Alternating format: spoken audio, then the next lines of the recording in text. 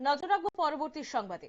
ভারতীয় জনতা পার্টির সদর জেলার উদ্যোগে নজরুল কলাক্ষেত্রে এক সেমিনারের আয়োজন করেন এবং উপস্থিত ছিলেন সাংসদ বিপ্লব কুমার দেব, মেয়র দীপক মজুমদার সহ অন্যান্য ভারতীয় জনতা পার্টির সদর জেলার কর্মকর্তারা। এবং সেই অনুষ্ঠান থেকে কি বক্তব্য রেখেছেন সাংসদ বিপ্লব কুমার দেব শোনাবো।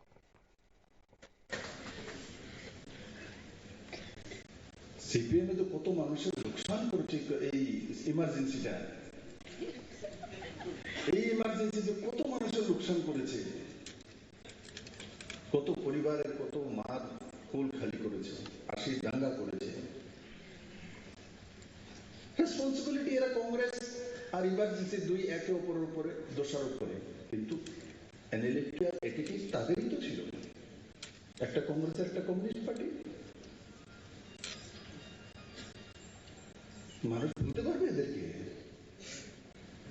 এরা ভাবে মাঝখানে একটা পর্দা দিয়ে দিলে হয়ে যাবে। মল্লিকার্জুন খাড়গে বলছে কি, ইমার্জেন্সি 50 বছর হয়ে গেছে, মানুষ ভুলে গেছে, এটা ভোলা দরকার।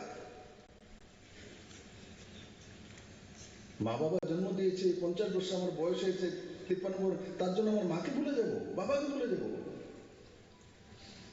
আমার জন্মের তারিখ ভুলে যাব? তো কংগ্রেস তো এই ধরনের কথাবার্তা বলে।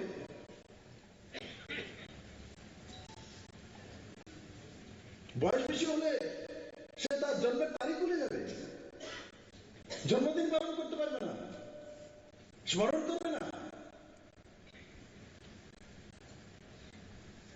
এই কংগ্রেসের মধ্যে বিরতি ধরেছে।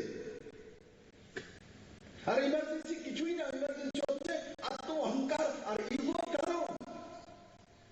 ইন্দিরা গান্ধীর মধ্যে আত্ম অহংকার আর ইগো চরম পর্যায়ে পৌঁছে গিয়েছিল। উনি মাস লিডার ছিলেন, তার মধ্যে কোনো সন্দেহ নেই, ইন্দিরা গান্ধী মাস লিডার ছিলেন। তাহলে কংগ্রেসের কোনো কিছু কেউ বললেই বলতো তোমরা চলে যাও, আমি একলাই পারবো, কারণ উনি জানতেন উনি মাস লিডার, উনি আপিল করে ইলেকশন জিতাতে পারে। কিন্তু সেই মাস লিডারের যে ভূমিকাটা, সেটা অহংকারে পরিণত হয়ে 75 হয়ে গেছে।